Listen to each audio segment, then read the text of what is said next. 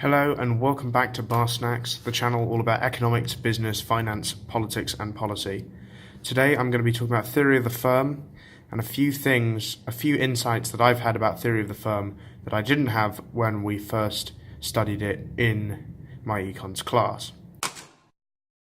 So recently we've been doing theory of the firm and I want to talk about two different things that stood out to me that I didn't realize until I'd done further research outside of our class into the topic. Number one, the average revenue curve is the demand curve. And number two, it was stated that the marginal revenue curve falls twice as fast as the average revenue curve. But I wanted to actually find out why that happens, and I'm going to show you how we can see that happens with differential calculus later on. But let's start with the first one. So this is an actual graph that I drew in my econs class, annotated with a few notes I've made. And you can see that here's the average revenue, here's marginal revenue, here's the total revenue. And you can see that the average revenue curve, obviously the marginal revenue curve falls twice as far, which I'll prove later. But this average revenue curve, I didn't realize that that was actually representative of the demand curve. But obviously, if you think about the formula for average revenue, it really is, because average revenue is simply total revenue divided by the quantity. And now, if you think about it, total revenue is actually just price times quantity. So if you divide that through by the quantity, these two will cancel out and you'll just get price left over. And so if average revenue is simply just price, then if you plot price against output, then what you're going to get is actually something on the demand and supply curve that's going to be price against quantity. So this could actually be average revenue, and it would look exactly the same. Something a bit like this, which, as we can see, definitely does occur. It's downward sloping, because average revenue is determined by market price, and so if you have more units, things become cheaper. The law of supply and demand. Now I'm going to move on to number two. Let's go back to the example here and see that the gradient of marginal revenue,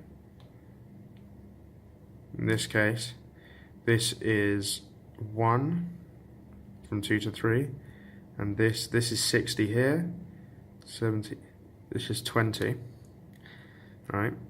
And now if we go here, that's only 10, and that is still 1. So with rise over run, that gives us a gradient of minus 10, and this one has a gradient of negative 20. So you can see that MR is obviously double average revenue.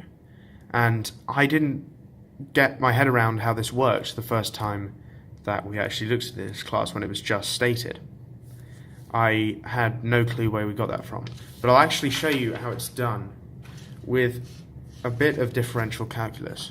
So let's take an average demand function, like quantity demanded equals 40 minus 5p.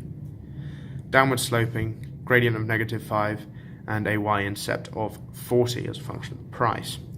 Now let's rearrange this for price, and we get price equals 8 minus 1 over 5 of the quantity.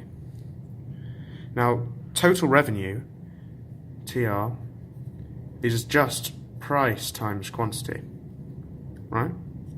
So that would, price is this equation here, so all it is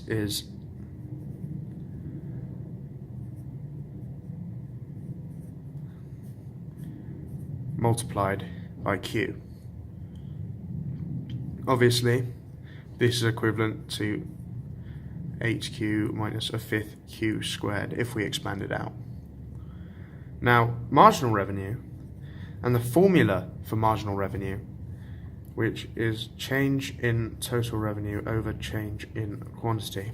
I didn't immediately latch on that this was a rate of change, but now if you see it, it's fairly obvious that this is just dTR over dQ. So here's TR.